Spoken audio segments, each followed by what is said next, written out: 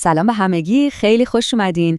امروز میخوایم با هم بریم سراغ یکی از اون غذاهایی که خب دیگه نیازی به معرفی نداره.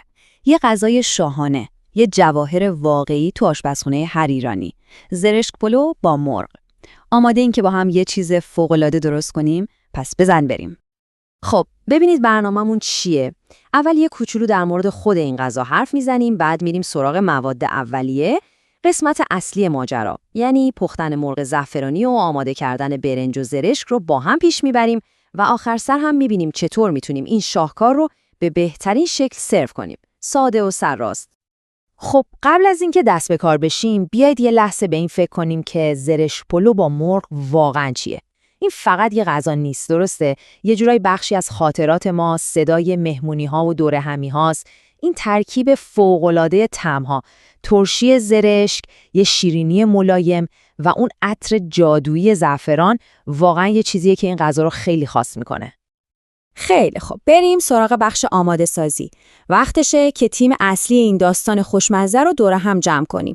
هر کدوم از این مواد نقش خودشون رو دارن و با هم یه طعم فوق‌العاده میسازن. پس بریم ببینیم چی لازم داریم. و حالا ستاره اصلی نمایش، زعفران. یعنی اصلا میشه زرشک پلو رو بدون این طلای سرخ تصور کرد؟ عمرن این عطر، این رنگ، همه چیز این غذا به زعفرون بستگی داره. یه نکته خیلی مهم، لطفاً خواهشاً از زعفران با کیفیت استفاده کنید. واقعاً فرقش زمین تا آسمونه و نتیجه کارتون رو عوض میکنه. اینم از لیست کامل موادمون. ببینید یه توصیه دوستانه بهتون بکنم. قبل از اینکه هر کاری رو شروع کنید، همه اینها رو آماده کنید و بذارید جلو دستتون. این کار باعث میشه وسط آشپزی استرس نگیرید و همه چیز خیلی روون و راحت پیش بره. یعنی کلید یه آشپزی بی دردسر همینه. خب موادمون آماده است، ما هم آماده ایم. وقتشه که این مواد اولیه رو برداریم و باهاشون جادو کنیم. حاضرید؟ پس بزن بریم سراغ پخت و پز. خب وارد بخش هیجان انگیز ماجرا میشیم، پختن مرغ. ببینید مرغ توی این غذا باید بی‌نقص باشه، یعنی هم نرم و لطیف باشه، هم طعم زعفرون کاملا به خوردش رفته باشه.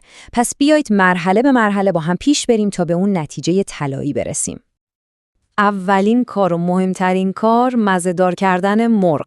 حسابی با زعفرون و نمک ماساژش بدید و بعد حداقل برای 1 ساعت بفرستیدش توی یخچال تا طعم‌ها به خوردش برن.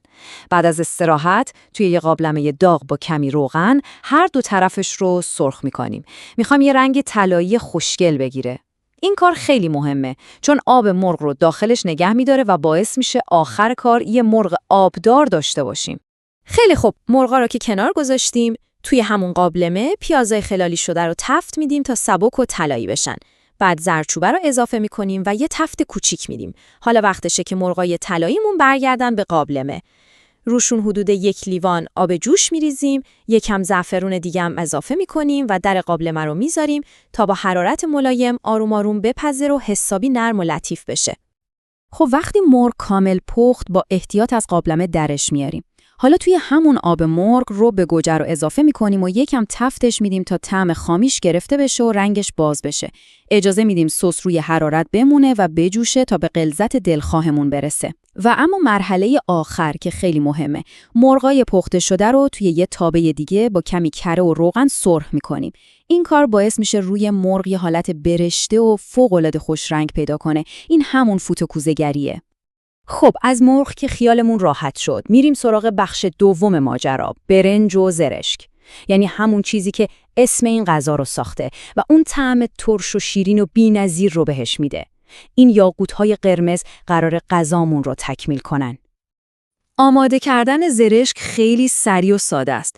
اول قشنگ بشوریدش. بعد توی یه تابه یکم کره و روغن بریزید و زرشکا رو فقط برای 2-3 دقیقه تفت بدید. حواستون باشه، زرشک خیلی حساسه و زود میسوزه.